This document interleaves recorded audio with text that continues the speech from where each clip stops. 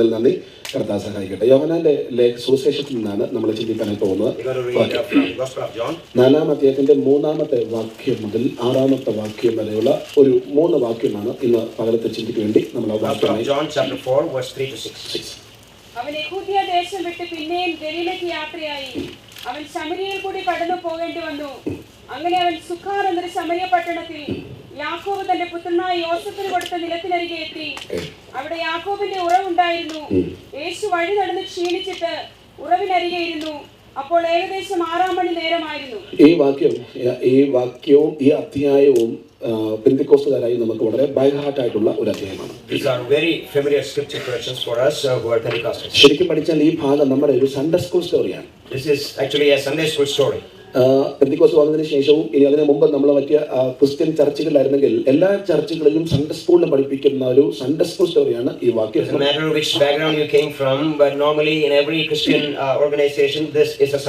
ശമരിയായ സ്ത്രീയുടെയും യേശുവിന്റെ സംഭാഷണം അറിയാത്തവരാരും ഇതിനകത്തിരിക്കില്ല.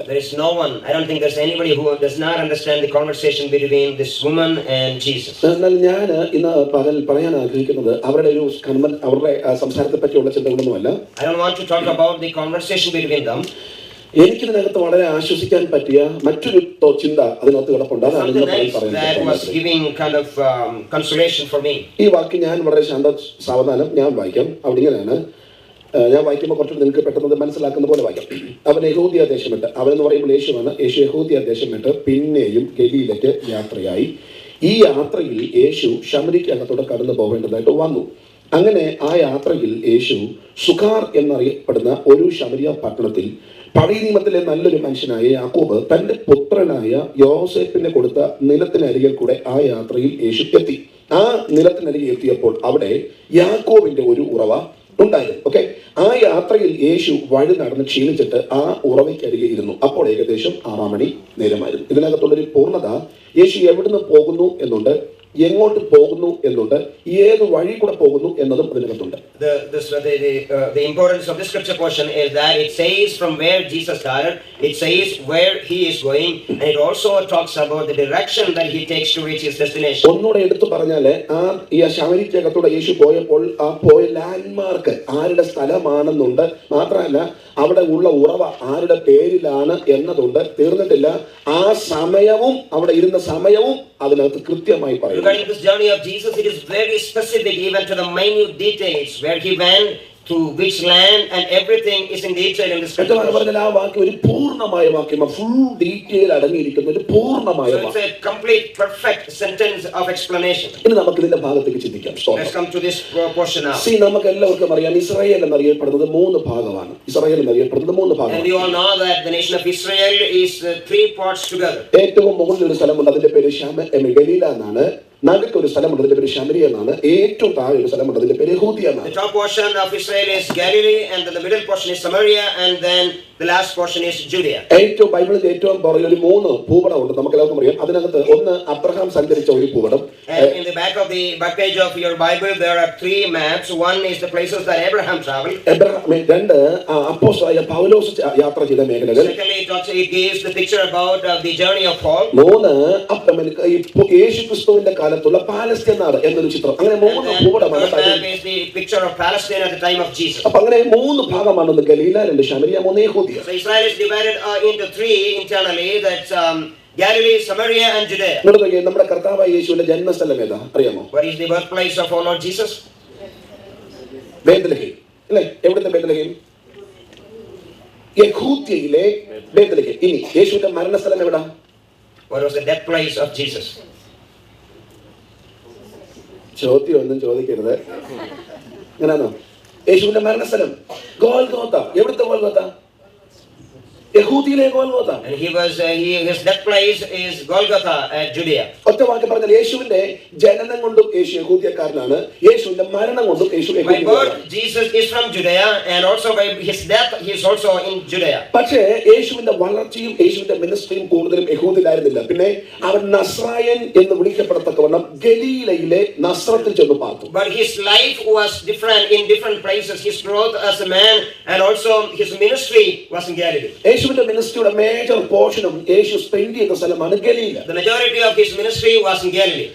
3.5 കൊല്ലം കൊണ്ട് നമ്മുടെ കർത്താവ് ചെയ്തു കൂട്ടിയ മേജർ മിറക്കിൾസ് 3.5 കൊല്ലം കൊണ്ട് നമ്മുടെ കർത്താവ് ചെയ്തു കൂട്ടിയ മേജർ മിറക്കിൾസ് 36 ഈ 36 അത്ഭുതങ്ങളിൽ 19 അത്ഭുതങ്ങളും യേശു ചെയ്ത സ്ഥലമാണ് Galilee. In his public ministry of 3.5 years, Jesus did mainly 36 major miracles, and 19 of them are in Galilee. 3.5 കൊല്ലം കൊണ്ട് കർത്താവ് പറഞ്ഞു കൂട്ടിയ ഉപമകൾ ഏകദേശം 54 ഉണ്ട്.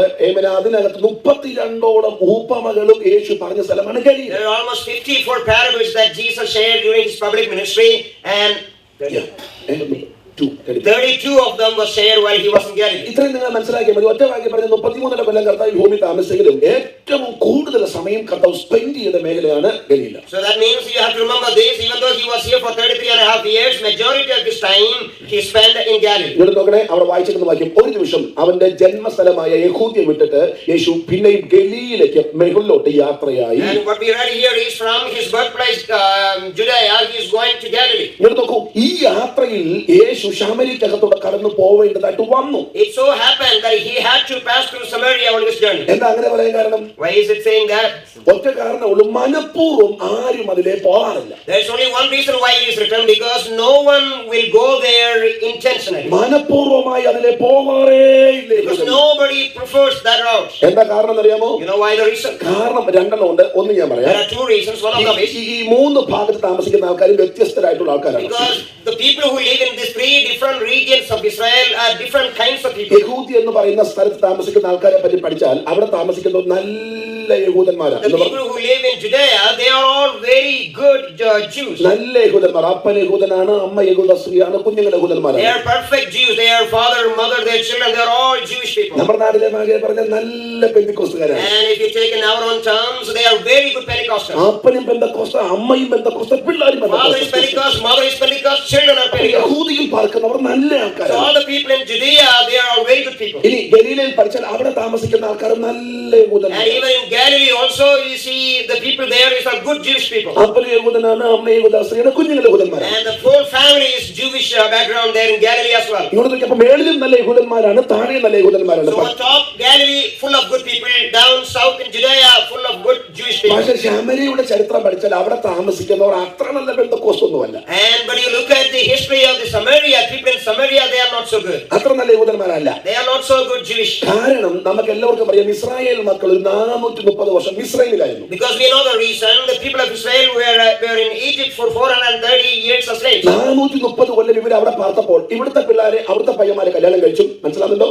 അവിടുത്തെ പിള്ളേരെ ഇവിടുത്തെ പയ്യന്മാരെ കല്യാണം കഴിച്ചു. ഒരു സമ്മിശ്ര ജാതി ഫോം ചെയ്തായിരുന്നു. And because they were in Egypt, they formed a culture that was interracially married between the Jewish people and the Egyptian people, and so the Jewish religion was corrupted. Okay, അങ്ങനെ ഒരു സമ്മിശ്ര ജാതി ആയി അവർ കൂടെ Israel മക്കളുടെ കൂടെ വന്നെന്ന് വിശുദ്ധ ബൈബിൾ നമ്മളെ So this പഠിപ്പിക്കുന്നു. particular mixed breed also followed the Jewish people when they left Egypt, and they are settled here. അങ്ങനെ അന്ന് ഒരുമിച്ച് കൂടിയ സമ്മിശ്ര ജാതികളെല്ലാം കൂടെ വന്ന് ഒരുമിച്ച് പാർക്കുന്ന ഒരു സ്ഥലമായിരുന്നു ശമരിയ. So all this mixed breed of people came from Egypt. They are all settled in Samaria. എന്ന് പറഞ്ഞാൽ 2 ഭാഷ, 2 ജാതി, 2 ഗോത്രം, 2 സംസ്കാരം, 2 ആരാധന, 2 ദൈവങ്ങൾ, 2 കളർ.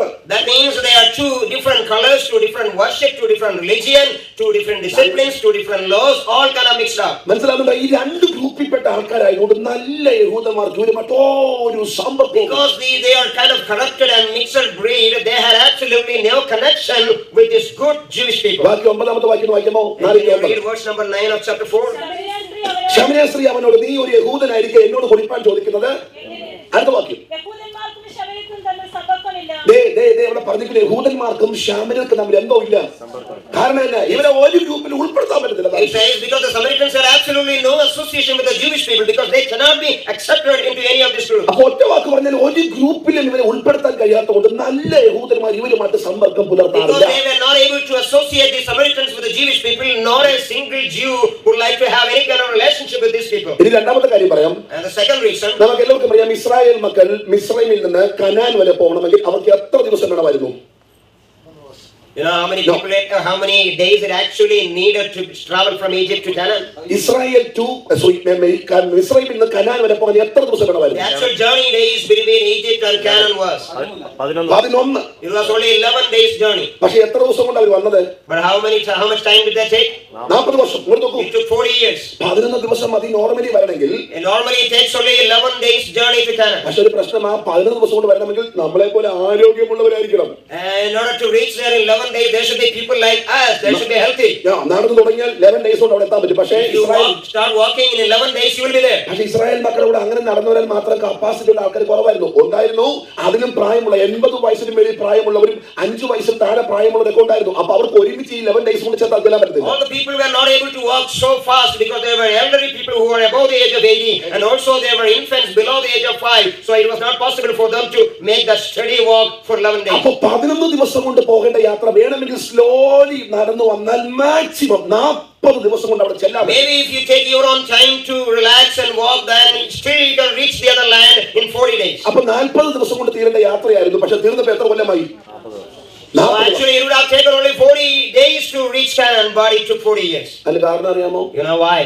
40 ദിവസം കൊണ്ട് തീരേണ്ട യാത്ര 40 കൊല്ലമായി മാറാൻ ഒത്തിരി കാരണം ഉണ്ടെങ്കിലും ഒരൊറ്റ കാരണം മാത്രം ഞാൻ പറയാം. There are many reasons why God delayed their 40 days journey and extended it to 40 years. Many reasons, but one of them.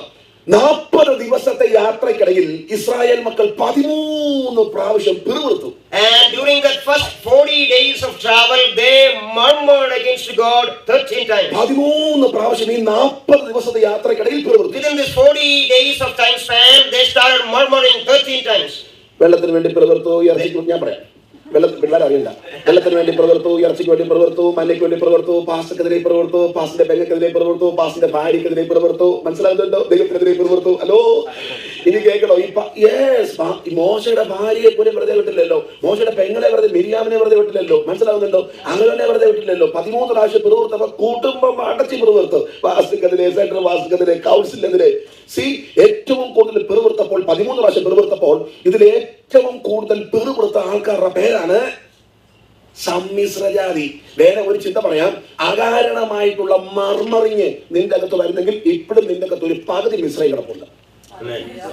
രാമനെന്ന് പറഞ്ഞേ, അതെല്ലാവരും പറഞ്ഞില്ലേ? These people were murmuring all through their ways, and they rebelled against the leadership that God has placed upon them, and many of them started murmuring. The reason I think is because they were Egyptian nature within them, even though they had started. ഒറ്റവാക്കി പറഞ്ഞാൽ 40 ദിവസം കൊണ്ട് തീരേണ്ട യാത്ര 40 കൊല്ലമായി മാറിയതും ഇവര് സമ്മിശ്ര ജാതിയുമായതുകൊണ്ട് നല്ല യഹൂദന്മാർക്ക് ഇവര് മറ്റൊരു ബന്ധവുമില്ല. Because they took 40 long years to come here, and also they were kind of mixed breed. They had absolutely no association with good Jewish people. ഇവിടെ നോക്കണേ, ഗലീലയിൽ താമസിക്കുന്ന ഒരു മനുഷ്യന് നേരെ യഹൂദിക്കകത്തോട്ട് വരണമെങ്കിൽ ശമരിക്കകത്തോട്ട് വന്നാൽ മതി. ശമരിക്കകത്തോട്ട് വന്നാൽ 3 ദിവസം കൊണ്ട് വരാം. പക്ഷെ ഒറ്റൊരുത്തിനും അങ്ങനെ വരത്തില്ല. അവർ വരുന്നവരൊക്കെ കറങ്ങിയേ വരത്തുള്ളൂ. A person from Galilee to go to Judea, he can come through Samaria, and it will take only 3 days.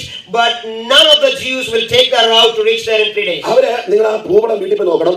ഈ ശമരിയുടെ ബൗണ്ടറിക്കകത്തൊരു യോർദാന്റെ നദിയുണ്ട്. ഇവര് വന്നിട്ട് ഇതിന്റെ ബൗണ്ടറി വന്നിട്ട് ആ യോർദാന്റെ നദിയിൽ കൂടെ ഇങ്ങനെ കറങ്ങിയ താഴെ വരുന്നത് 7 ദിവസം പിടിക്കും. And they will take a different route. They will come to the river Jordan, go to the other side, the other bank of Jordan, and it will take 7 days for them to come there. എന്ന് പറഞ്ഞ് ഇതിനോട് 7 അല്ല 70 ദിവസം എടുത്താലും അവന്റെ വീട്ടിൽ ഞാൻ പോകുന്നത്. It doesn't matter whether it takes 7 days or 70 days. I will not step into his home. എത്രയും പ്രയാസപ്പെട്ടാലും വീട്ടിൽ അവന്മാര് പാർക്കുന്ന സ്ഥലത്തോട്ട് ഞാൻ പോകും. Doesn't matter how difficult my journey is, I do not want to step into their land. ഒറ്റ വാക്ക് പറഞ്ഞാൽ Israel മക്കൾ മിസ്രൈമിൽ നിന്ന് നാട്ടിൽ വന്നിട്ട് 1000-ലധികം കൊല്ലങ്ങൾക്ക് ശേഷമാണ് യേശു അതിലെ പോകുന്നത്. And also remember that Jesus is taking this journey almost after 1000 years after the Israelites came from Egypt. അപ്പൊ അതിനർത്ഥം തന്നെ 1000 അതിനകത്തൊരു യഹൂദന്റെ കാല് കുത്തിയിട്ട്, അങ്ങനെയാണെങ്കിൽ ആ 1000-ലധികം വർഷങ്ങളുടെ ചരിത്രമാണ് യേശു ഒറ്റ ദിവസം തിരുത്തിയത്. Amen. That means for the last 1000 years, not a single Jew decided to step through the land of Samaria. So when Jesus decided to go through Samaria, what he was doing is he rewrote the history of Samaria. Amen. After 1000 years. 1000-ലധികം കൊല്ലങ്ങളുടെ ചരിത്രമാണ് ഒറ്റ ദിവസം കർത്താവ് തിരുത്തിയത്. The history of that city that was over 1000 years. അങ്ങനെ എന്ന് പറഞ്ഞാൽ എന്താ അർത്ഥം? ഒറ്റ അർത്ഥം ഞാൻ പറയാം. ഇന്ന് നിനക്കൊരു വിടുതൽ ഉണ്ടായേ പറ്റൂ എന്ന് വന്നാൽ, ഇന്ന് നിനക്കൊരു സൗഖ്യം ഉണ്ടായേ പറ്റൂ എന്ന് വന്നാൽ, ഇന്നലത്തെ നിന്റെ കുറവുകളോ ഇന്നലത്തെ നിന്റെ ബലഹീനതകളോ നോക്കാതെ പൊടുന്നനെ നിനക്ക് വേണ്ടി ഇറങ്ങി അത്ഭുതങ്ങൾ ചെയ്യുന്ന ഒരു കർത്താവാണ് നമ്മുടെ ദൈവം. വിശ്വസിക്കുന്ന എത്രയോ God will never look into your background or history. If you are really in need, our Lord can do an instant miracle that will deliver you from everybody. Hallelujah. ചേർന്ന് കരങ്ങൾ ഉയർത്തി ഹല്ലേലൂയ പറഞ്ഞു. ശക്തിയോടെ പറഞ്ഞു ഹല്ലേലൂയ. ആയിരത്തിലധികം വർഷങ്ങളുടെ പാരമ്പര്യത്തെ തകർത്തുകൊണ്ട് കർത്താവ് ശമരിക്കുന്നു. So Jesus is breaking the 1,000 years long traditions and he is stepping into Samaria. എന്റെ ചിന്ത പറയും, ഈ യാത്രയിൽ യേശു യോസേപ്പിന്റെ നിലത്തിനരികിൽ കൊണ്ടു പോകേണ്ടതായിട്ട് വന്നു. And it so happened that he had to pass through the land of Joseph. ഇവിടെയാണ് എന്റെ ചിന്ത കിടക്കുന്നത്. This is where my thought lies. യോസേപ്പിന്റെ നിലം, the land of Joseph. ശമര്യയുടെ പ്രത്യേകത നിങ്ങൾക്ക് മനസ്സിലായില്ലേ? യഹൂദന്മാർക്ക് ചവിട്ടാൻ പോലും ഇഷ്ടമില്ലാത്ത സ്ഥലം. You know the peculiarity of Samaria, and not a Jew want to go through that land. യഹൂദന്മാർക്ക് കാല് പോലും ചവിട്ടാൻ ഇഷ്ടമില്ലാത്ത സ്ഥലത്താണ് യോസേപ്പിന്റെ നിലം. And this is the place where the Jewish people hate, but the land of Joseph is in the midst of that place. നമുക്ക് എല്ലാവർക്കും അറിയാവുന്ന ഒരാളാണ്, പഴയ നിയമത്തിലെ ഒരു നല്ല മനുഷ്യനാണ് യാക്കോബ്. And we know about Jacob, one of the good characters in the Old Testament. യാക്കോബിന് എത്ര മക്കളുണ്ട്? How many children for Jacob? 13. ഒരു പെൺകൊച്ചുണ്ട്, 13 പേരുണ്ട്. And there is a daughter. എന്റെ ചിന്ത, ഈ 13 മക്കളിൽ അപ്പൻ ഏറ്റവും കൂടുതൽ സ്നേഹിച്ച മകനാരാണ്? Who was the dearest to Jacob? യോസഫ്. എന്റെ ചോദ്യം, അപ്പൻ യോസേപ്പിനെ സ്നേഹിച്ചു എന്ന് പറയുന്ന ആ വാക്ക് സത്യമാണെങ്കിൽ, അപ്പന്റെ സ്നേഹം യാഥാർത്ഥ്യമാണെങ്കിൽ, യോസേപ്പിന് വസ്തു വീതം വെക്കുമ്പോൾ കൊടുക്കേണ്ടത് നല്ല സ്ഥലമാണോ മോശമാണോ? My question this morning is, if Joseph is the dear one to Jacob, then when he divides the land for his children, should he be giving the property to Joseph in a good land or in a bad land? Hello? Definitely good. അപ്പൻ വസ്ത്രം തയ്പ്പിച്ചു കൊടുത്തു യോസേപ്പിന് മാത്രം. And we know that he even specially made a special garment for Joseph. യോസേപ്പിന്റെ സഹോദരങ്ങൾ മൊത്തം കാട്ടിൽ ആടി വെക്കുമ്പോൾ Yoseph വീട്ടില്ല. And when all his brothers were out taking care of the sheep, he was home. എന്ന് പറഞ്ഞാൽ അപ്പന്റെ ചിന്ത ഇത്രേ ഉള്ളൂ, അവരെല്ലാം വെയിൽ കൊണ്ടാലും വേണ്ടില്ല, നീ എന്റെ ഇഷ്ടപുത്രനായതുകൊണ്ട് വെയിൽ കൊണ്ട. Jacob was so concerned about Joseph, even though everybody goes out in the sun, he doesn't want Joseph out in the sun. അപ്പൊ എന്റെ ചോദ്യം, അപ്പന്റെ സ്നേഹം സത്യമായിരുന്നെങ്കിൽ കൊടുക്കേണ്ടത് നല്ല സ്ഥലമല്ലേ? My question is, if Joseph was so loved by his father Jacob, when he gives the property, it should be on a good land. പക്ഷെ കൊടുത്തത് ഈ യഹൂദന്മാർക്ക് ചവിട്ടാൻ പോലും ഇഷ്ടമില്ലാത്ത ശമര്യം. But the property of Joseph was given in a very cursed land. Praise the Lord. പറയാം നിൽക്കേ, അന്ന് ശമരിയിൽ അതിന്റെ പേരിലേക്ക് ഞാൻ വരിക. നോട്ട് നോക്കി, ഒറ്റ വാക്ക് പറഞ്ഞാൽ ഇതിന്റെ പിമ്പിലെ തോട്ട് ഞാൻ വേഗത്തിൽ പറയാം. And I'm coming to the thought behind it. സ്തോത്രം. എന്റെ ചിന്തയനുസരിച്ച് ഒരിക്കൽ ഞാൻ ചോദിച്ചു, യാക്കോബ് എന്തിനാ ഈ സ്ഥലം യോസേപ്പിന് കൊടുത്തത്? Once I started asking, why did Jacob give this land to Joseph? യോസേപ്പിന്റെ മറുപടി എന്റെ ഭാഷയിൽ പറയാം, ആഗ്രഹിച്ചതല്ല, സ്വർഗം പറഞ്ഞു ഈ സ്ഥലം അങ്ങോട്ട് കൊടുക്കാൻ. Not that I wanted, but heaven asked me to give this land to him. ആമേൻ. കർത്താവിനോട് ചോദിച്ചു, എന്തൊക്കെ എന്റെ ഭാഷയാണ് ഈ കർത്താവ്, എന്താ ഇതിന്റെ റീസൺ? ദൈവം പറയാൻ ആർക്കും ഒന്നും ചെയ്യാൻ പറ്റത്തില്ല. അങ്ങനെയാണെങ്കിൽ ഇതിന്റെ പിന്നിൽ കർത്താവിന്റെ കോർഡിനേഷൻ ആണ്. My imagination, I believe that nothing could be done without the counsel of God. So I believe God would have told Jacob to do this. ശരിക്കും ഈ വിഷയത്തെ പറ്റി പഠിച്ചു വന്നപ്പോഴാണ് മനസ്സിലായി, ഈ സ്ഥലവും യോസേപ്പുമായിട്ട് ഒരു കൊച്ചു ബന്ധമുണ്ട്. And when I started studying about the background and the history of this land, I found out there is a connection between Joseph and this land. എന്താണെന്നറിയാമോ? ഈ സ്ഥലത്തിന്റെ ഇന്നത്തെ പേര് ശമര്യമാണെങ്കിലും ഇതിന്റെ പണ്ടത്തെ പേര് ശമര്യമല്ല, ഇതിന്റെ പഴയ പേര് ശേഖേം എന്നാണ്. And the reason is that even though the new name of this land is Samaria, the old name was Shechem. ആ ശേഖേമുമായിട്ട് യോസേപ്പിന് ഒരു കൊച്ചു ബന്ധമുണ്ട്. There is a connection in the life of Joseph to this land. എന്താണെന്ന് അറിയാമോ? You know what happened? അവന്റെ സഹോദരങ്ങൾ ആട് മേയ്ക്കാൻ പോയ സ്ഥലമാണ് ശേഖേം, അതിനടുത്തുള്ള ദോതാൻ. This is the place where brothers of Joseph went to take care of their sheep, and the nearby place Dothan. എന്ന് പറഞ്ഞാൽ അവന്റെ സഹോദരങ്ങൾക്ക് ആഹാര സാധനങ്ങൾ വീട്ടിൽ നിന്ന് എടുത്തുകൊണ്ട് അവന്റെ സഹോദരങ്ങളെ കാണാൻ പോയ സ്ഥലത്തിന്റെ പേരാണ് ദോതാൻ. അതിന്റെ പ്രാന്ത പ്രദേശമാണ് ശേഖേം. That means Joseph went there to meet his brothers with food and water for them, and he met his brothers at this place and the surrounding places. ഒറ്റ വാക്ക് പറഞ്ഞാൽ സ്നേഹത്തോടെ സഹോദരന്മാരുടെ വയറെന്നറിയാൻ വേണ്ടി യോസേപ്പ് സാധനം കൊണ്ടുപോയിട്ട് ജീവിതത്തിൽ ആദ്യമായി അവന്റെ സഹോദരന്മാരുടെ കയ്യിൽ നിന്ന് യോസേപ്പ് അടി വാങ്ങിയ ഒരു പ്രാന്ത പ്രദേശമാണ് ഈ സ്ഥലം. This place is not only the place where Joseph took bread and water for his brothers, and also this was the place where for the first time in his life he was beaten and punished by his own brothers. ആമേൻ. ജീവിതത്തിൽ ആദ്യമായി അപ്പൻ കൊടുത്ത സ്നേഹത്തിന്റെ വസ്ത്രം അവന്റെ സഹോദരങ്ങൾ ഊരിക്കളഞ്ഞ സ്ഥലമാണിത്. That is the place his special garment was torn away by his own brothers. ജീവിതത്തിൽ ആദ്യമായി പൊട്ടക്കുഴിയുടെ അടിവാരം യോസേപ്പ് കണ്ട സ്ഥലമാണിത്. That is the place for the first time in his life Joseph saw the pit of the dry well in that place. ഒറ്റ വാക്കിൽ ഇങ്ങനെ പറയും, യോസേപ്പ് എന്ന് പറയുന്ന സാധാരണക്കാരന്റെ കണ്ണുനീര് വീണ സ്ഥലമാണിത്. അതുകൊണ്ട് സ്വർഗം പറയുന്നു, എവിടെയാണോ അവൻ ഒറ്റപ്പെട്ടത് അതിന്റെ നടുവിലേക്ക് അവനെ ഉയർത്തിയ പറ്റിയത്. Hallelujah. That is the place the tears dropped in that place from the eyes of Joseph, and when heaven decided at a later time that we will give the same land to Joseph. ചേർന്ന് കരങ്ങൾ ഉയർത്തി കർത്താവിനെ സ്തുതിച്ചാട്ടെ. മനസ്സിലാകുന്ന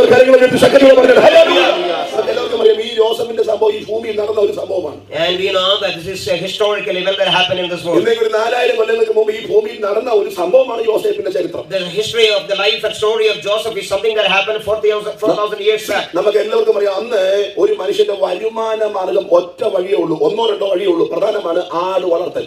And those days, the mainly source of living for source of wealth for a person, one of the main job was taking care of the sheep. അബ്രഹാമിന്റെ കയ്യിൽ ഇഷ്ടംപോലെ ആടുണ്ടായിരുന്നു. And Abraham had many goats. അബ്രഹാമിന്റെ മകൻ ഇസ്ഹാക്കിന്റെ കയ്യിൽ ഇഷ്ടംപോലെ ആടുണ്ടായിരുന്നു. Isaac had many goats. യാക്കോബിന്റെ കയ്യിൽ ഇഷ്ടംപോലെ And ആടുണ്ടായിരുന്നു. even Jacob had many sheep. നമുക്ക് എല്ലാവർക്കും അറിയാം, ഈ ആടുകളെ മേയ്ക്കുന്ന ഇടയന്മാരാണ് അവരുടെ കൂടെ മക്കളും കൂടെ പോവാറുണ്ട്. And they were all shepherds by their profession, and even their children followed them into their profession. ഇങ്ങനെ ആടുകളെ കൊണ്ടുപോയി ഒരു പുൽപ്പുറം തീറ്റ കൊടുക്കുക, ഒരു പുൽപ്പുറം. And they will take the sheep into a green pasture. അത് കഴിയുമ്പോൾ അടുത്ത പുൽപ്പുറത്തേക്ക് പോകാം. They will go in search of അത് കഴിയുമ്പോൾ അടുത്ത പുൽപ്പുറത്തേക്ക് and പോകാം. they will keep on moving in search of grass. ഇങ്ങനെ പുൽപ്പുറം തപ്പി പോകും. ചരിത്രത്തിൽ ഇങ്ങനെയാണ്, ആട് മേയ്ക്കാൻ ഒരുത്തൻ വീട്ടിൽ നിന്ന് പോയാൽ ഏറ്റവും കുറഞ്ഞത് ഒരു 6 മാസം കഴിയാതെ മടങ്ങി വരുന്നത്. History says if you are a shepherd at that time, once you leave your home to take care and feed your sheep, you won't come back until 6 months. Hallelujah. എല്ലാവർക്കും അറിയാം, ഇന്നത്തെ പോലെ കമ്മ്യൂണിക്കേറ്റ് ചെയ്യാൻ ഒരു സംവിധാനവും പണ്ടില്ല. And we know that there is no way of communication in those days like what we have now. അന്നത്തെ communication ഒറ്റ മാർഗ്ഗമുള്ളൂ, ഒന്നെങ്കിൽ പോയി അന്വേഷിക്കണം, അല്ലെങ്കിൽ വന്ന് പറയണം ഞങ്ങൾ ഇവിടെയൊക്കെ ഉണ്ട്. There are only two ways of communication. One, somebody has to go there and see how they are doing, or somebody from there has to come back and tell us they are okay. എന്റെ ചിന്ത പറയാം, ഒരു ദിവസം രാവിലെ യോസേഫിന്റെ അപ്പൻ യോസേഫിനെ വിളിച്ച് പറയണം, മോനെ നിന്റെ സഹോദരങ്ങൾ ആട് മേയ്ക്കപ്പെട്ട 6 മാസമായി, ചെന്ന് അവരുടെ ക്ഷേമം അന്വേഷിക്കണം, ആടുകൾക്ക് സുഖമാണോ എന്ന് നീ ഒന്ന് അന്വേഷിക്കണം. This is what I would imagine. One fine morning, Jacob asked his son Joseph, go to your brother's place and see how they are doing and how the sheep are doing. എന്റെ ഭാഷ ഞാൻ പറയാമേ, അപ്പൻ ഈ കാര്യം പറഞ്ഞപ്പോൾ ഇവന്റെ അകത്ത് ഒരു അസാധാരണമായ സന്തോഷം. And when father asked him to do that, Joseph was excited. കാരണം മറ്റൊന്നുമല്ല, ഒരുമിച്ച് ഉറങ്ങിയ ആളാണ് രൂബേൻ ശിമയോൻ. കണ്ടിട്ട് ഇപ്പോൾ 6 മാസമായി. Because Reuben and Simeon were so close to Joseph and he has not seen them for long 6 months. അവനിപ്പോ കാട്ടില്ല, കാണാൻ കൊതിയുണ്ടെങ്കിൽ ഇന്നത്തെ പോലല്ല, അപ്പം പറയാതെ പോകാൻ പറ്റില്ല. They are in a remote place in the forest, and even though he wanted to go and see them, he cannot go without the permission of his dad. Praise the Lord. അന്ന് അങ്ങനെയായിരുന്നു, അപ്പം പറയാതെ പോകാൻ പറ്റത്തില്ല. Those days that was the principle. You cannot go anywhere without the permission of the parents. ഇന്ന് പിന്നെ തിരിച്ചാ, നമ്മൾ പോയിട്ട് വന്നാൽ പോലും അപ്പനും അമ്മയും അറിയത്തില്ല. And today it's totally different. മനസ്സിലാകുന്നുണ്ടോ? Listen, ഈ സഹോദരങ്ങളെ കാണാൻ പറഞ്ഞപ്പോൾ ഇവന്റെ അകത്ത് ഒരു അസാധാരണമായ സന്തോഷം. And when Joseph was asked to go, he was so excited. അവർക്ക് ആവശ്യമുള്ള സാധനങ്ങളെല്ലാം എടുത്തുകൊണ്ട് യോസേഫ് പോയ സ്ഥലമാണ് ദോഥാൻ. He took everything that they needed and he took it to the place, and that is the place called Praise the Lord. പക്ഷെ അവിടെ ചെന്നപ്പോൾ നമുക്കറിയാം, കെട്ടിപ്പിടിക്കുമെന്നും ചുംബിക്കുമെന്നും ഒക്കെ ഓർത്ത രൂബേനും ശിമയോനും ഒക്കെ കൊണ്ടുപോയ സാധനങ്ങൾ വാങ്ങി താഴെ വെച്ചിട്ട് ജീവിതത്തിൽ ആദ്യമായി അവനെ അടിച്ച് പൊട്ടക്കുഴിക്കകത്തൊട്ടിട്ട ഒരു സ്ഥലത്തിന്റെ പേരാണ് ഇത്, രക്തസാക്ഷ്യം. It was totally different. They thought the brothers will come and embrace him and welcome me and greet him, but the opposite happened, and they started punishing him, beating him, and they put him in the dry well. Hallelujah. ആ കരങ്ങൾ ഉയർത്തി hallelujah എന്ന് പറയാമോ? സ്തോത്രം. ഇന്ന് പകൽ അവിടെ നിർത്തിക്കൊണ്ട് ഒരു ദൂത് ഞാൻ പറയാം. എവിടെയാണോ നീ ഒറ്റപ്പെട്ടു പോയത്, എവിടെയാണോ നീ കണ്ണുനീരൊഴുക്കിയത്, എവിടെയാണോ നിന്നെ ആരും കാണാതെ മൈൻഡ് ചെയ്യാതെ പോയത്, അതിന്റെ നടുവിൽ നിന്നെ ഉയർത്തുന്ന ഒരു തമ്പുരാനുണ്ടെന്ന് ഞാൻ പറഞ്ഞാൽ അത് വിശ്വസിക്കാൻ മനസ്സുള്ള എത്ര ദൈവമക്കൾ Remind you that God is a God who will lift you up in the same place where others have put you down. Hallelujah. Hallelujah പറഞ്ഞ ശക്തിയോടെ എല്ലാവരും ചേർന്ന് പറ hallelujah.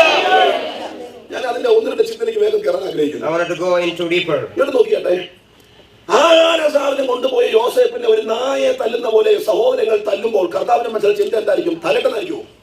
Do you think that God allowed this to happen to Joseph and they started beating him like a dog? Hello, കൊല്ലട്ടെ എന്നായിരിക്കുമോ കർത്താവിന്റെ ചിന്ത? Did heaven cheered for it? Okay, go ahead. No, കർത്താവിന്റെ റീസൺ അന്വേഷിച്ചു, reason. But I believe the Lord was searching for the reason why these brothers did this. ഒറ്റ വാക്കിൽ ഞാൻ പറഞ്ഞ ആ ഭാഗത്ത് പെട്ടെന്ന് അടുത്ത മേഖലയിലോട്ട് മാറാം. റീസൺ അന്വേഷിച്ചപ്പോ കർത്താവിന് മനസ്സിലായി, ഇവരെ അടിക്കുന്നതിന്റെ പിന്നിലെ റീസൺ ഒന്നേ ഉള്ളൂ. എന്തുവാ? കുടുംബക്കാർക്ക് ആർക്കും കൊടുക്കാത്ത ഒരു സ്വപ്നം ഞാൻ യോസേഫിന് കൊടുത്തു, അതിന്റെ പേരിലായി തല്ല്. And heaven realized that there is only one reason why his brothers are against him, and heaven understood there is only one reason behind this, that is I gave Joseph a special vision that nobody in the family ever seen. Amen.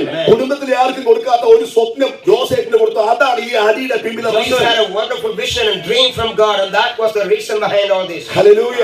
അപ്പൊ ഞാൻ എന്റെ ചിന്ത പറയാമേ, സത്യത്തിൽ ഇതിന്റെ reason മനസ്സിലായപ്പോ കർത്താവിന് ബോധ്യപ്പെട്ടു ഇവനെ അടി വാങ്ങാൻ കാരണം സത്യത്തിൽ അവന്റെ പ്രശ്നമല്ല, പിന്നെ അവന് സ്വപ്നം കൊടുത്ത ഞാനാ. So God realized that he is not the reason for all this punishment that he is going through, but I am the reason because I am the one who gave him dreams. Praise the Lord. ഞാൻ ആ സ്വപ്നം കൊടുത്തില്ല, ഇവനെ ആരും അടിക്കുന്നില്ല. If I had not given him that vision or dream, no one would have punished him. അപ്പൊ സത്യത്തിൽ ഈ അടിയുടെ പിന്നിലെ റീസൺ ഞാൻ തന്നെയാണ്. So in truly speaking, God himself is the reason behind this അതുകൊണ്ട് punishment. ദൈവം പറയുന്നത് ഏത് കാരണത്താൽ അവൻ അടി വാങ്ങുന്നു അതേ കാരണത്താൽ ഞാൻ അവനെ ഉയർത്താൻ So പോകും. God said, for which reason he is being punished, I am going to lift him up for the same reason. വിശുദ്ധ ബൈബിളിൽ പഠിച്ച യോസേഫ് മിസ്രൈമിലെ മന്ത്രിയായിരുന്ന അയാൾ മിസ്രൈമിലെ മന്ത്രിയായത് റെക്കമെൻഡേഷൻ കത്തുകൊണ്ടല്ല, സ്പോൺസർ ലെറ്റർ കൊണ്ടല്ല, പിന്നെ മൂന്ന് സ്വപ്നങ്ങൾ കൊണ്ട് രക്തസാക്ഷിയോ. God decided to honor him, and Joseph was made the minister in Egypt not by the recommendation of any high official, but that also was because of 3 dreams that the Lord has given. Hallelujah.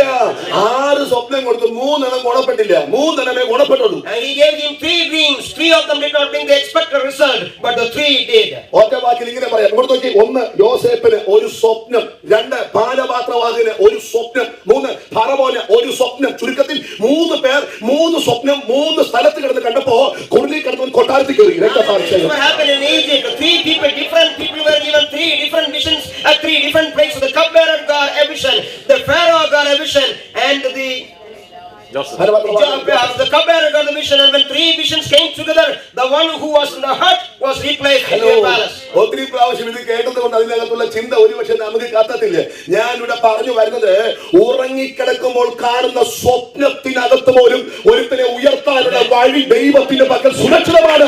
വിശ്വസിക്കുന്നവർക്കായി കർത്താവിന് സ്തോത്രം. So we want to remind you this morning is that even in the dreams that we see at night, God has his own ways to honor you and lift you up. ചേർന്ന് കരങ്ങളിലേക്ക് hallelujah പറഞ്ഞാൽ 3 സ്വപ്നം കൊണ്ട് ഒരുത്തന്റെ ചരിത്രം ദൈവം മാറ്റുന്നു. And with 3 dreams, somebody's history is being changed. കഴിഞ്ഞിടയ്ക്ക് ഈ സ്വപ്നത്തെ പറ്റി ചെറുതായിട്ടൊന്ന് പഠിച്ചു. I started studying about these dreams a little bit. ഇവിടുത്തെ നമ്മളൊക്കെ സ്വപ്നം കാണുന്ന ആൾക്കാരാണല്ലോ. We all dream. ഒരു മനുഷ്യൻ രാത്രിയിൽ ഒരു സ്വപ്നം കണ്ടാൽ ആ സ്വപ്നത്തിന്റെ സമയ ദൈർഘ്യം എത്രയാണെന്നറിയാമോ? Do you know when somebody have a dream at night, you know how long it lasts? ഒരു സ്വപ്നത്തിന്റെ സമയ ദൈർഘ്യം, The time frame of a dream. ശാസ്ത്രം പറയുന്നത് 15 സെക്കൻഡ് തൊട്ട് 30 സെക്കൻഡ് വരെ ഗൂഗിൾ കിട്ടും. Science says your dream is only between 15 seconds to 30 seconds. അത്രേ ഉള്ളൂ. That's it. 15 തീരാം, 16 സെക്കൻഡ് തീരാം, 17 സെക്കൻഡ് തീരാം, 18 തീരാം. ഇവിടെ ഒന്നും തീർന്നില്ലെങ്കിൽ 30 തീർന്നിരിക്കും. Science says it could be 15 seconds, 16 seconds or maximum 30 seconds. ഇനി 30 തീർന്നില്ലെങ്കിലോ അന്നേരം ഒന്നെങ്കിൽ മൊബൈലിൽ കോൾ വരും, ഇല്ലെങ്കിൽ അമ്മ വിളിക്കും, ഇല്ലെങ്കിൽ അപ്പൻ വിളിക്കും, അല്ലെങ്കിൽ ഞെട്ടി എഴുതേക്കും. And മനസ്സിലാകുന്നുണ്ടോ? if you don't finish your dream in 30 seconds, something will happen to interrupt the dream and you will walk out. പിന്നെ ആ സ്വപ്നം കാണാൻ വേണ്ടി എങ്ങോട്ട് കൈവച്ച് തിരിച്ചു കിടന്നാലും ആ സാധനം കാണത്തില്ല. കാരണം അതിന്റെ സമയം തീർന്നു പോയതുകൊണ്ടാണ്. Even though you try to get that dream once again by changing your position at sleep, that will never happen again because the time is over. ഇങ്ങോട്ട് നോക്കിയേ, പറഞ്ഞതിന്റെ അർത്ഥം 30 സെക്കൻഡ് ആണ് ഒരു സ്വപ്നത്തിന്റെ മാക്സിമം സമയമായിരിക്കുമെങ്കിൽ യോസേഫിനെ ഉയർത്താൻ 3 സ്വപ്നം ദൈവത്തിന് മതിയായിരുന്നു. And what I am coming to say is it takes only 30 seconds for a dream, then it took only 3 dreams for God to lift him up. അങ്ങനെയാണെങ്കിൽ സമയം കൂട്ടി നോക്കണം. 30 second plus 30 second plus 30 second എന്ന് പറഞ്ഞാൽ 90 second, 1.5 minute ദൈവത്തിന് മതിയായിരുന്നു യോസേഫിന്റെ ചരിത്രം ഒന്ന് മാറ്റിയെടുക്കാൻ. Only God needed only 90 seconds to change the life situations of Joseph. It took only a minute and a half for God to rewrite his history. Hallelujah. ചേർന്ന് കരങ്ങളെ ഹല്ലേലൂയ പറയാമോ? നിന്റെ അനുഭവത്തിന് മാറ്റം വരുത്താൻ, നിന്റെ അഡ്രസ് മാറ്റം വരുത്താൻ ദൈവം പ്ലാൻ ചെയ്ത ദൈവത്തിന് ഒത്തിരി സമയങ്ങൾ വേണ്ടെന്ന് ഞാൻ പറഞ്ഞാൽ അത് വിശ്വസിക്കാൻ മനസ്സുള്ള എത്ര ദൈവമക്കൾ ഇന്ന് പറഞ്ഞിടത്തിൽ God is trying to change your life forever. It doesn't take such a long time for God to lift you up and honor you. Hallelujah. ചേർന്ന് കരങ്ങളെ ഹല്ലേലൂയ പറയാം. ഒരാളെ ഉയർത്താൻ ദൈവം പ്ലാൻ ചെയ്താൽ ദൈവത്തിന് ഒത്തിരി സമയം വേണ്ട. If God decides to lift and honor somebody, he doesn't need much time. 430 വർഷത്തെ ഇസ്രായേൽ മക്കളുടെ അടിമത്തം ദൈവം പൊട്ടിച്ച് ഒരു കൊല്ലം കൊണ്ടല്ല, ഒറ്റ രാത്രി കൊണ്ടാണ്. And God broke the chain of bondage that lasted for 430 years in the life of Israelites in Egypt was not with many years but with overnight. 38 വർഷം ഒരു കുളത്തിന്റെ കരയിൽ ദീർഘമായി കിടന്ന ഒരു മനുഷ്യന്റെ ചരിത്രം ദൈവം മാറ്റിയത് ഒരു കൊല്ലം കൊണ്ടല്ല, ഒറ്റ സെക്കൻഡ് കൊണ്ടാണ്. The man by the pool who was there for long 38 years, his life was changed just over a second. Amen. 18 കൊല്ലം കൂലിയായ നിന്ന രോഗിയെ സൗഖ്യമാക്കിയത് ഒരു മണിക്കൂർ കൊണ്ടല്ല. ചോദിച്ചു, നിനക്ക് നിവരണോ? അവൻ പറഞ്ഞു യെസ്. എന്നാ പിന്നെ നിവരുക. ഒറ്റ സെക്കൻഡ് മതിയായിരുന്നു 18 കൊല്ലത്തിന്റെ ചരിത്രം മാറ്റാൻ. God didn't take long years to heal a crippled woman who was suffering from that for long 18 years, but it took just a second for God to heal her completely. ഒരു hallelujah മനസ്സിലാകുന്നില്ല പറഞ്ഞു. 12 വർഷം പഴക്കമുള്ള രോഗമുള്ള ഒരു രോഗിയെ കർത്താവ് സൗഖ്യമാക്കി. അവിടെ പറയുന്ന വാക്ക്, അവൻ വസ്ത്രത്തിന്റെ തൊങ്ങലിൽ തൊട്ടു, ബാധ അവളെ വിട്ടു. And when we see that the woman with the issue of blood who has been suffering for long 12 years, the moment she touched his garment, she was healed. Hallelujah. 38 കൊല്ലത്തെ സൗഖ്യം, എഴുന്നേൽക്ക. 18 കൊല്ലത്തെ സൗഖ്യം, നീ വരിക. 12 കൊല്ലം തൊടുക, അപ്പ സൗഖ്യം. എത്ര പേർക്ക് മനസ്സിലാകുന്നുണ്ട്? Healings and deliverances were done over a second, just in a second. Hallelujah. വിശ്വസിക്കുന്ന ദൈവത്തിന്റെ കുഞ്ഞുങ്ങളോട് ഇന്ന് പകൽ ദൂത് പറയുക, നിന്നെ സൗഖ്യമാക്കാനും നിന്നെ ഉയർത്താനും ദൈവ പദ്ധതിയിട്ടാൽ ദൈവത്തിന് ഒത്തിരി സമയങ്ങളുണ്ട്. വിശ്വസിക്കുന്നവർക്കായി ദൈവത്തെ സ്തുതിക്കുക. God is to heal you and deliver you this morning. It doesn't take such a long time for God. In the flip of an eye, God can do it. Hallelujah. ചേർന്ന് കരങ്ങൾ ഉയർത്തി ഹല്ലേലൂയ. എനിക്ക് ഒത്തിരി വീര്യം കൂടും. I am excited when I talk like this. ഒരാളെ ഉയർത്താൻ ഒത്തിരി സമയം വേണ്ടെന്നൊക്കെ പറയുമ്പോൾ എനിക്ക് ഒത്തിരി വീര്യം കൂടുന്നേ. When I talk about that God's deliverance can come overnight, I am excited. ആമേൻ. ജോസഫിനെ ഉയർത്താൻ കർത്താവിന് ഒത്തിരി സമയം വേണ്ടി വന്നില്ല. God didn't need much time to honor Joseph. ഇനി രണ്ടാമത്തെ കാര്യം, Second reason. ലോക ചരിത്രത്തിൽ സ്വപ്നം കൊണ്ട് ഒരുത്തൻ മന്ത്രിയായിട്ടുണ്ടെങ്കിൽ അതിൽ ആദ്യത്തെ ആള് ജോസഫാണ്. If anybody in the history of this world will become a minister through a vision, Joseph was the first one. എന്ന് പറഞ്ഞാൽ, ഒന്ന്, നിന്നെ ഉയർത്താൻ ദൈവം പ്ലാൻ ചെയ്താൽ ഒത്തിരി സമയം വേണ്ട. രണ്ട്, നിന്നെ ഉയർത്താൻ ദൈവം പ്ലാൻ ചെയ്താൽ നിന്റെ ഐഡിയ ആയി വേണ്ട. നിന്നെ ഉയർത്താൻ ഐഡിയ കർത്താവിന്റെ പക്കലുണ്ട്. Amen. First thing, when God decides to lift you up and honor you, it doesn't take much time. And second reason, the second thought, when God decides to honor you, He doesn't need any of your abilities. God has His own idea to lift you up. Praise the Lord. നിന്നെ ഉയർത്താൻ ദൈവം plan ചെയ്താൽ നീ ദൈവത്തിന് വഴി പറഞ്ഞു കൊടുക്കണ്ട. When God decides to honor you and lift you up, you don't need to direct God the path. നീ ദൈവത്തിന് ഗൈഡ് ചെയ്ത് കൊടുക്കണ്ട. പിന്നെ നിന്നെ ഉയർത്താനുള്ള സകല പദ്ധതികളും ദൈവത്തിന്റെ പക്കൽ സുരക്ഷിതമാണ്. You have to advise God how to lift you up and honor you, but God has everything in His eternal plan. Hallelujah. Praise the Lord. വിശ്വസിക്കുന്ന എത്ര ദൈവമക്കളുടെ ചേർന്ന് കരങ്ങളെ ഉയർത്തി ഹല്ലേലൂയ പറഞ്ഞേ. ഒറ്റ വാക്ക് പറഞ്ഞാൽ നമ്മുടെ ദൈവത്തിന്റെ തലച്ചോറ് എന്ന് ഞാൻ പറയാം. തലച്ചോറ് ഐഡിയയുടെ കലവറയാണ്. And I would say the brain of God, in my own imagination, it is full of ideas. ഐഡിയയുടെ കലവറയാ കർത്താവിന്റെ മനസ്സിൽ. There is abundance of ideas in the mind of God. ആമേൻ. ഈ ബൈബിളിൽ പഠിച്ച കർത്താവ് ഓരോ സമയത്ത് ഓരോരുത്തരെ ജയിപ്പിച്ച ജയം കണ്ട നമുക്ക് ആശ്ചര്യം. And you will be amazed and astonished when you see the ways God lifted up people in this Bible. Amen. Amen. ഒന്നിൽ കണ്ട ഞാനൊന്ന് പറയാം. I'll just mention one or two. ദാവീദ് ഒരിക്കൽ യുദ്ധത്തിന് പോവാണ്. Already David once is going for a war, ദാവീദ് പറഞ്ഞു, കർത്താവ് യുദ്ധത്തിന് പോവാ, ജയിക്കുമോ? and he asked God, I am going to war against the enemy, will I win? ദൈവം പറഞ്ഞു, നീ തന്നെ ജയിക്കും. And he said, you will have victory. ദാവീദ് പറഞ്ഞു, പ്രയാസമാ, വളരെ ക്ഷീണത്തില്ല, അതുകൊണ്ട് ബുദ്ധിമുട്ടാ. ഉടനെ ദൈവം David പറയാം, said, oh, I am so tired, it's difficult. Don't worry, നിന്നെ ഞാൻ ജയിപ്പിക്കാം. And God said, don't worry about it, I will make you win. ദാവീദ് ചോദിച്ചു, എങ്ങനെ ജയിപ്പിക്കും? He said, how are you going to do this? ദൈവം പറയാണ്, പണ്ട് യുദ്ധം നടക്കുന്നത് night, രാത്രിയിലാണല്ലോ. And he says, in those ancient times, the war is at night. Listen, നീയും നിന്റെ സൈന്യവും ഈ ഭാഗത്ത് ഇങ്ങനെ നിൽക്കും. And you and your army will stand on one side. എതിർ സൈന്യം ഇപ്പുറത്ത് നിൽക്കും. And the enemy forces will be on the other side. ഇങ്ങനെ അടുത്തടുത്ത് വന്ന് നിങ്ങൾ വെട്ടാൻ തുടങ്ങുമ്പോ പെട്ടെന്ന് ഞാൻ ഭാഗാവൃക്ഷമുണ്ട് ഓൾഡ് ടെസ്റ്റമെന്റിൽ, ആ വൃക്ഷത്തിന്റെ മുകളിൽ കൂടെ ആണി നടക്കുന്ന ഒച്ച എന്ത് ചെയ്യും? കേൾപ്പിക്കും. ഇത് കേൾക്കുമ്പോ അവര് പേടിച്ചു പുറകോട്ട് തിരിയുമ്പോ നീ പുറകിൽ കുത്തിക്കണം. പുറകിൽ കുത്താൻ നീ മോശമൊന്നും അല്ലല്ലോ. They said, when you both come together face to face, I will go by the side of the tree, from the top of the tree, I will make some noise, and the enemy camp will be afraid of that noise, and that time they will try to turn back, then you start from the back. ആണി നടത്തുന്നല്ല, അണിയെ നടത്തുന്നല്ല, പിന്നെ ആണി നടക്കുന്ന ഒച്ച കേൾപ്പിക്കും. കീബോർഡിന്റെ പരിപാടിയാ. ഒച്ച കേൾക്കുമ്പോ ഇവന്മാര് പെട്ടെന്ന് ഞെട്ടിത്തിരിയും, പോയി നടിച്ചോണം. മനസ്സിലാകുന്നുണ്ടോ? And then it is not that they will hear the voice of people making steps, but God will make them hear the sound of the steps. At that time, go and attack. Praise the Lord.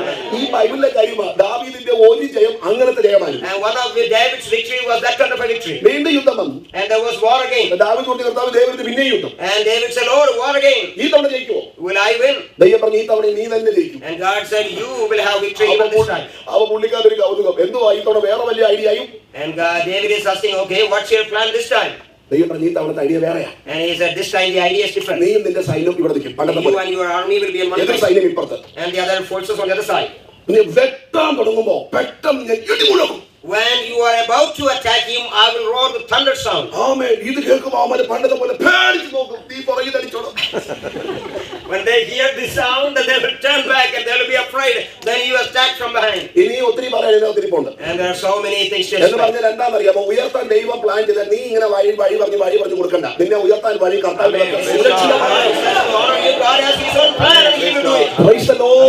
നമ്മുടെ വിശ്വാസം മൂത്ത് കർത്താവിന് idea പറയുന്ന ആൾക്കാരാണ്. And we are people who has grown so much that we are even advising God the ways that He can use to lift us. അങ്ങോട്ട് idea പറയും, കർത്താവ് കൊച്ചി ഇപ്പൊ 10ലാണ്, അവിടെ ഇതിനെ പഠിപ്പിച്ചാൽ, അവിടെ ഇങ്ങനെ പഠിച്ചാൽ, അത് ഇതേ പോയാൽ ഇങ്ങനെ പോലെ പോകും എന്നൊക്കെ നമ്മൾ അങ്ങോട്ട് ഐഡിയ പറയും. നീ മിണ്ടാതിരിക്കാമോ കൊച്ചി രക്ഷപ്പെടും. We always give direction to our Lord, but you shut your mouth, God will take care of them. എത്ര പേർക്ക് മനസ്സിലാകുന്നുണ്ട്? കരങ്ങൾ ഉയർത്തി കർത്താവിനോട് ചോദിച്ചു, എല്ലാവരും ചേർന്ന് ശക്തിയോടെ ദൈവത്തെ ചോദിച്ചു, ആ കരങ്ങളെ തട്ടി ഒരുമിച്ച് ഹല്ലേലൂയ പറഞ്ഞു. എന്റെ ലൈഫിനകത്ത് കർത്താവിന്റെ വലിയ ഐഡിയ ഉണ്ടായിട്ടുണ്ട്. And there was one instance in my own life that God did something wonderful. എന്റെ ഫാമിലി ബാക്ക്ഗ്രൗണ്ട് വളരെ പൂർ ആയിരുന്നു ഞാൻ പറഞ്ഞല്ലോ. And I said my family background was very poor. അതുകൊണ്ട് തന്നെ പണ്ട് തൊട്ട് സത്യം പറയാം, ഗൾഫിൽ പോകണമെന്നൊരു ആഗ്രഹം എന്റെ അകത്ത് വന്നിട്ടില്ല.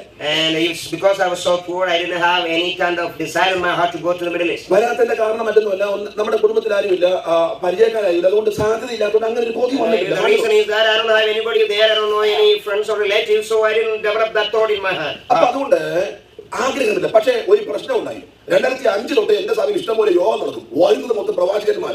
അവർ വന്ന ഉടനെ പ്രസംഗം തുടങ്ങി. ഒരു 1/2 മണിക്കൂർ കഴിയുമ്പോൾ ദൂത് പറയും. പറയുന്ന ഒന്നാമത്തെ ദൂത് എന്നോടാ, മകനെ ഒരുങ്ങിക്കോ, ഗൾഫിലോട്ട് പോകാൻ ഫൈറ്റ് വരുന്നു. And 2005 onwards, prophets will come and they'll have continuous meeting. Prophets will come and they will start prophesying to me. Get ready, you have a travel. ഒരാൾ ഒമാനിയർ കണ്ടാൽ ഒരാൾ എമിറേറ്റ്സ് കാണും. മനസ്സിലാകുന്നു? ഒരാൾ എമിറേറ്റ്സ് കണ്ടാൽ മറ്റേ റൺവേ കാണും. ഒരാൾ പറഞ്ഞു റൺവേ വരുന്നു പോകുന്നു സത്യം പറഞ്ഞു എന്റെ അകത്ത് ബോധി അങ്ങനെയാണല്ലോ വരുന്നത്. Because of this continuous prophecies, I also developed some kind of desire in my heart to go to the Middle East. കൊണ്ടുപോകാൻ മറ്റു മാർഗങ്ങൾ ഒന്നുമില്ല. And there is no one to take me. അപ്പൊ ഞാൻ കേട്ടിട്ടുണ്ട്, ഞങ്ങളുടെ നാട്ടിലെ പല ആൾക്കാരെയും ഗൾഫിൽ കൊണ്ടുപോയിരിക്കുന്നത് നാട്ടിൻപുറത്ത് വരുമ്പോൾ അവരുടെ പ്രസംഗങ്ങൾ കേൾക്കുമ്പോൾ നല്ല പ്രസംഗമാണെങ്കിൽ ഗൾഫിൽ കൊണ്ടുപോയിട്ടുണ്ട്. അപ്പൊ അതുകൊണ്ട് ഞാൻ തീരുമാനിച്ചു, ഇനി കോളഞ്ചേരി ഭാഗത്തോ സെൻട്രൽ ട്രാവൂരിൽ പോവാണെങ്കിൽ നല്ല മെസ്സേജ് പറയണം, ഓത്താൻ നമ്മളെ ഗൾഫിൽ കൊണ്ടുപോകും. And I thought many people get attracted. I heard that many people get attracted of your message. If anybody from the Middle East hear that message, they will make all the arrangements. So I said I will move to the mainstream area, Tiruvalla, Koranjeri area, and I will go and preach there. അതുകൊണ്ട് നാട്ടിലേക്ക് പ്രസംഗിക്കാൻ പോകുന്നുണ്ടല്ലോ, പ്രസംഗം തുടങ്ങുന്നതിന് മുമ്പ് ഞാൻ ഓഡിയൻസിനെ ഒന്ന് നോക്കും, വല്ല ഗൾഫുകാരന് വന്നിട്ടുണ്ടോ. And honestly speaking, when I start, before I start to speak, I will look through the crowd and see if there is any foreigners there. Foreigners ഉണ്ടെങ്കിൽ നമുക്ക് പെട്ടെന്ന് കാണാൻ പറ്റും. എസ്പെഷ്യലി ഗൾഫുകാരെ കൊണ്ട് നമുക്ക് അവരെ പെട്ടെന്ന് കാണാൻ പറ്റും. People from the Middle East, it's easy to recognize them easily. കാരണം മിക്കവാറും പേര് പുറകിൽ ഇരിക്കത്തുള്ളൂ. മാത്രമല്ല സഹോദരന്മാരെ മുണ്ടേ കൊടുക്കത്തുള്ളൂ. മനസ്സിലാകുന്നുണ്ടോ? And many of the people from Gulf, they will sit in the back, and many of them will be wearing the dhopis. ആ മുണ്ടുടുത്തോണ്ട് ഇവർ അങ്ങോട്ടും ഇങ്ങോട്ടും നടക്കുന്ന രണ്ട് നടപ്പ് കണ്ടാൽ അറിയാം, കഴിഞ്ഞ 2 കൊല്ലം അവർ മുണ്ടുകൊടുത്ത ആൾക്കാരല്ല. മനസ്സിലാകുന്നുണ്ടോ? അത് കാണുമ്പോൾ അറിയാം വിദേശമാണ്. The way they dress, we understand that they are not familiar with this kind of dress, and I realize they are from the Middle East. എന്ത് പ്രസംഗമായിരിക്കും അറിയാമോ? ഇടയ്ക്ക് നോക്കും, കത്തുന്നുണ്ടോ, ഇവർ കൈയടിക്കുന്നുണ്ടോ, അയ്യോ നമ്മുടെ അഹം കത്ത് ഇവർ കൈയടിക്കുമ്പോൾ. They are excited, I am excited as well. ഇതെല്ലാം കഴിഞ്ഞ് വന്ന് പരിചയപ്പെടുമ്പോൾ ചോദിക്കുന്ന ചോദ്യം ഇതാണ്, പാസ്റ്റർ ഗൾഫിൽ വന്നിട്ടുണ്ടോ? And they will come and shake hands with me and they will say, have you ever been to Gulf? നമ്മൾ കേൾക്കാൻ ആഗ്രഹിച്ച ക്വസ്റ്റ്യൻ ആണ്. അപ്പൊ നമ്മൾ പറയും വന്നിട്ടില്ല, വരാൻ വേണ്ടി ഒക്കെ പ്രാർത്ഥിച്ചോണ്ടിരിക്കുക, ചൂണ്ടയിടുക എത്താൻ നോക്കട്ടെ, വരാൻ വേണ്ടിയൊക്കെ പ്രാർത്ഥന. And I would say, well, I have never been there, but I would love to. It's kind of baby. അപ്പൊ അവരുടെ വന്നിട്ടില്ല. Oh, you never been there? ഇതുവരെ വന്നിട്ടില്ല. Not even? സത്യം പറഞ്ഞ് ഇവര് നമ്മളെ പിന്നെയും ബോധിപ്പിക്കുക. They are kind of teasing us again. ഒറ്റ വാക്ക് ഞാൻ ഇങ്ങനെ പറയാം, ഞങ്ങൾ തമ്മിൽ പിരിയുമ്പോൾ പറഞ്ഞിട്ട് പിരിയും, പറ്റുവാണ് ഒരു പാസ്പോർട്ട് കോപ്പിയും ഒരു ഫോട്ടോ എന്താണ് നോക്കട്ടെ, ഞങ്ങളോട് നോക്കട്ടെ എന്നൊക്കെ പറഞ്ഞാൽ പിരിയുന്നത്. അങ്ങനെ ഒരു 2.5 കിലോ പാസ്പോർട്ട് കോപ്പി 1.5 കിലോ ഫോട്ടോയും കൊടുത്തവരാണ് കൊണ്ടുപോയിട്ടില്ല. And they will say, well, get your passport ready and we'll see what we can do. But I have almost 4 pounds of passport copies and certificates prepared to go. But nothing happened. അത് മാത്രമല്ല, എനിക്ക് ഇന്നുവരെ വന്നപ്പോൾ ആശ്ചര്യം, പല രാജ്യങ്ങളിൽ ഞാൻ പോയിട്ടുണ്ടെങ്കിലും എന്റെ ആ പാസ്പോർട്ട് കോപ്പി മേടിച്ചവർ ഇന്നുവരെ കണ്ടിട്ട് പോകുന്നു. Another amazing thing is that even though I have gone to the foreign countries many times, I have never seen a single person who offered to take me to foreign countries. പക്ഷേ കൊണ്ടുപോകാൻ കർത്താവിന്റെ പക്കൽ idea ഉണ്ടായിരുന്നു. But God had different plans. പന്തളത്തുള്ള ഒരു കൊച്ചു വീട്ടിൽ ഒരു 3 ദിവസം ഉപവാസ പ്രാർത്ഥന. And there was a small house in Pandalam. They had a 3 days fasting prayer. 3 ദിവസം ഉപവാസ പ്രാർത്ഥനയ്ക്ക് ഒരു ദിവസം പ്രസംഗിക്കുന്നു ഞാൻ. And one of the days I was the speaker. പ്രസംഗം എല്ലാം കഴിഞ്ഞപ്പോൾ അവിടുത്തെ അച്ഛൻ പറഞ്ഞു, പാസ്റ്റർ പ്രസംഗം മാത്രം പോരാ, പിന്നെ ദൂത് കൂടെ പറയണം. And our man of the house came to me and said, Pastor, preaching is not enough. You have to share the counsel from God. Praise the Lord. അപ്പൊ ഞാൻ ചോദിച്ചു എന്തോ വിഷയം എന്തോ, അപ്പൊ എന്നോട് ചോദിച്ചു, എന്നോട് പറയണം പാസ്റ്റർ മോടെ കല്യാണം നടക്കുമോ എന്ന് പാസ്റ്റർ പറയണം. And he asked me, I have something to pray for. My daughter is about to at the age of getting married. You have to tell me whether that will happen or not. എന്നോട് ചോദിച്ചു മോടെ കല്യാണം നടക്കുമോ, ഞാൻ തിരിച്ചു ചോദിച്ചു മോടെ കല്യാണം നടക്കാതെ ഇരിക്കുമോ. They asked me, will she get married? I thought, why not? And I said, why not? Definitely. അപ്പൊ അദ്ദേഹം പറഞ്ഞു അതല്ല പാസ്റ്റർ, കല്യാണം നടക്കുമോ അറിയാം, ഉടനെ നടക്കുമോ. ഇത് പറയുന്നത് 2009 ഒക്ടോബർ മാസത്തിലാണ്. And 2009 October was this incident happening. He was asking me, will it happen so soon? പ്രാർത്ഥിച്ചപ്പോൾ കർത്താവ് എന്നോട് പറഞ്ഞു കല്യാണം ഡിസംബറിൽ നടക്കും. And I prayed and the Lord said that wedding will take place in December. ഞാൻ പറഞ്ഞു കല്യാണം ഡിസംബറിൽ നടക്കും, പേടിക്കണ്ട. And I told him the wedding will take place in December. Don't worry. രസമുള്ള കാര്യം പുള്ളി വിശ്വസിക്കത്തില്ല. And he won't believe. ഞാൻ പറഞ്ഞു അച്ഛാ ഡിസംബറിൽ കല്യാണം നടക്കും. And I told him, Pastor, the wedding will take place in December. പുള്ളി വിശ്വസിക്കത്തില്ല. He won't believe.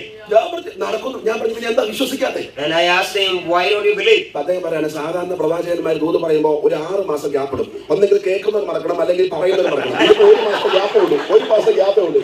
Usually when prophets share the messages, they put a 6 months gap. The purpose is that within 6 months this person will forget it, or after 6 months the prophet will forget it. മനസ്സിലാകുന്നുണ്ടോ? ഇതിപ്പോ 1 മാസം ഉള്ളതാ വിശ്വസിക്കാത്തതിന്റെ കാരണം. And this is only a month or 2, and so I can't believe. മറ്റേ വാക്കിൽ പറഞ്ഞ് ഞാൻ അവിടുന്ന് സ്കിപ്പ് ചെയ്തു. പറഞ്ഞ ഡേറ്റ് ഡിസംബർ 24-ാം തീയതി എൻഗേജ്മെന്റ്, 26-ാം തീയതി കല്യാണം. നിങ്ങൾക്കറിയാമോ ആ എൻഗേജ്മെന്റ് നടക്കുന്നതിനും ആ 4 ദിവസം മുമ്പേ ഡിസംബർ മാസം 20-ന് ഞാൻ ജീവിതത്തിൽ ആദ്യമായി ഗൾഫിലിറങ്ങി.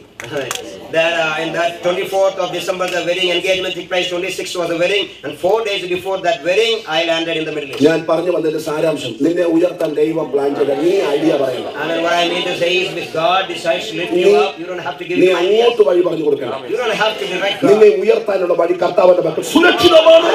Plans to lift you up. ഇനി ഒറ്റ ചിന്തയോടെ പറഞ്ഞു വൈൻഡപ്പ് ചെയ്യാം. And I want to share one more thought on my. യോസേഫിന് അപ്പൻ കൊടുത്ത സ്നേഹത്തിന്റെ വസ്ത്രം അവന്റെ സഹോദരങ്ങൾ ചുരുങ്ങി കളഞ്ഞു. The special garment that Jacob had given to his dear son, his brothers torn it apart. കർത്താവിന് സഹിച്ചില്ല. And the Lord didn't like it. കർത്താവ് പറഞ്ഞ മറുപടി, ഈ ഊരാൻ പറ്റിയ വസ്ത്രമായതുകൊണ്ടല്ലേ ഊരിയത്, അതുകൊണ്ട് ഉലകത്തിൽ ഒറ്റയാക്കുകയും അഴിക്കാൻ കഴിയാത്തൊരു വസ്ത്രം ഞാൻ അവിടെ ധരിപ്പിക്കാൻ പോകുന്നു. And the heaven decided they were able to take it off because that was something that they could take it out. But I am going to clothe you with some garment that nobody in this world can take it away. എന്റെ ഭാഷയിൽ ഞാൻ ഇങ്ങനെ പറയും, അങ്ങനെയാണെങ്കിൽ യോസേഫിന്റെ പുരുഷപ്രായത്തിൽ അയാൾ ധരിച്ച വസ്ത്രം 4 ടൈപ്പാണ്. And I would say in this way, in my own imagination, at the time when he was a young man, he had 4 different types of clothes. ഒന്ന് അപ്പം കൊടുത്ത നിലേഗി, അത് സഹോദരന്മാർ ഊരി. And the first one is the garment that his father gave him. 2 സഹോദരന്മാർ കൊടുത്ത അടിമവസ്ത്രം പോത്തിഫറിന്റെ ഭാര്യ ഊരി. And the second garment was given by the brothers, the cloth of slavery that was taken off by Potiphar's wife. 3 Potiphar കൊടുത്ത കാരാഗൃഹത്തിന്റെ വസ്ത്രം രാജാവ് ഊരി. എന്നിട്ട് രാജാവ് ഒരു വസ്ത്രം കൊടുത്തു. ജയം. And the third garment was the prisoner's garment provided by the Egyptian officials that was taken off, and then the king gave him a garment. രാജാവ് കൊടുത്ത വസ്ത്രം ഒരുത്തൻ ഊരിയില്ല, അതിട്ടോണ്ടാ പുള്ളി മരിച്ചേ. The garment that was given by the king, he was wearing until his death, and no one will dare enough to. എന്ന് പറഞ്ഞാൽ എന്താർത്ഥം? അപ്പം തന്നാൽ സഹോദരൻ കൊണ്ടുപോകും, സഹോദരൻ തന്നാൽ ലോകം കൊണ്ടുപോകും, ലോകം തന്നാൽ രാജാവ് കൊണ്ടുപോകും. രാജാവ് തരുന്നത് അഴിക്കാൻ ഒറ്റ ഒരുത്തിന് അധികാരമില്ല. Whatever your father gives, it will be taken away. Whatever your brothers will give, will be taken away. Whatever the world will give, will be taken away. But when heaven gives you something, no one will take it away. എന്ന് പറഞ്ഞ കർത്താവിന്റെ കാര്യത്തിൽ നമ്മെ സംബന്ധമായി Surrender our lives.